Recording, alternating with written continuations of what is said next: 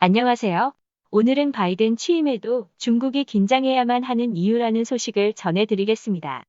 조 바이든 미국 행정부 외교안보팀 수장들은 19일 인사청문회에서 미국이 직면한 최대 위협이자 도전으로 중국을 꼽고 이에 적극적으로 맞설 필요성을 한 목소리로 강조했습니다.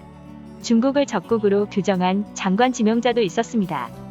이에 대해 중국 정부는 내정 간섭을 단호히 반대한다며 불편한 심기를 드러냈습니다.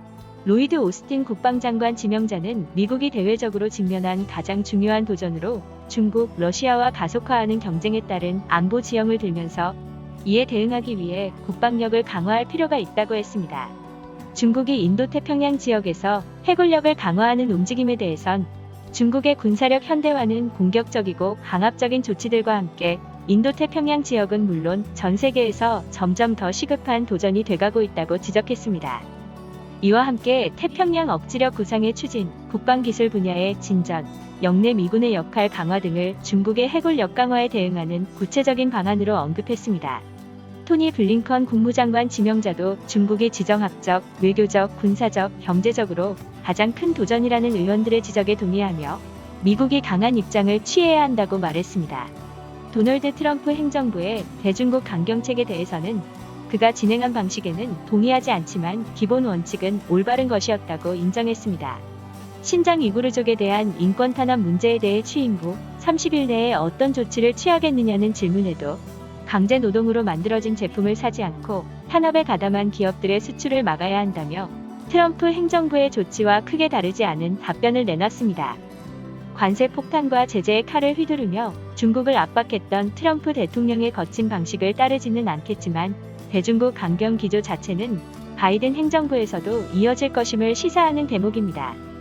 블링컨 지명자는 다만 외교수장으로서 중국과의 협의 여지를 열어놓으려는 듯 팬데믹과 기후변화 등에서는 중국과 협력할 부분이 있다며 수위 조절을 하는 모습이었습니다. 대만을 국가로 인정할 것인지에 대한 질문에도 국제사회에서 더 큰 역할을 해야 하며 그들이 관여할 다른 방법들이 많다며 즉답을 비껴갔습니다. 에브릴 헤인스 국가정보국 국장 지명자는 중국을 적국으로 규정했습니다.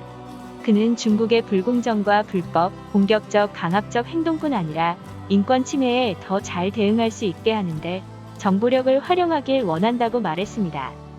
이들은 중국의 부상을 경계하면서 이에 맞서기 위해 영내 동맹국들과 협력하겠다는 뜻도 재확인했습니다.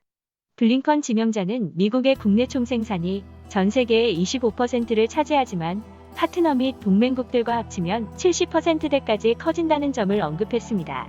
오스틴 지명자는 중국을 러시아와 함께 중대 도전으로 규정하면서 국방부는 국제적 파트너 및 동맹들과 함께 이들의 공격을 막아내는데 핵심적인 역할을 할 것이라고 강조했습니다. 화춘잉 중국 외교부 대변인은 20일 정례 브리핑에서 대만, 홍콩, 신장 위구르 문제 등에 대한 중국의 입장은 미국과 충돌하지 않고 상생 관계를 만들어내는 것이라면서 다만 이 문제를 이용해 중국의 내정에 간섭하는 행위는 단호히 반대한다고 밝혔습니다. 또 미국에 대해 미중 관계를 정확히 파악해 올바른 궤도에 올려놓는 것이 양국의 이익에 부합하며 국제사회의 보편적 기대와도 일치한다고 했습니다. 중국 관영 글로벌타임스는 바이든 대통령 취임과 관련 미국 우선주의 정책이 세계 다자주의에 끼친 피해가 크다면서 다자주의 체제에 재가입하려는 바이든 대통령조차 하루아침에 회복하기는 어렵다고 전했습니다. 특히 왕이웨이 런민대 국제관계학과 교수와 인터뷰를 통해 바이든 행정부의 다자주의는 중국이 추진하는 것과는 다르다면서 중국이 포괄적인 다자주의를 표방하고 있다면 바이든 행정부는 우방 중심의 다자주의라고 지적했습니다. 미국의 다자주의는 한 국가가 주도하면서 특정 국가 중국을 배제하려는 의도라는 것입니다.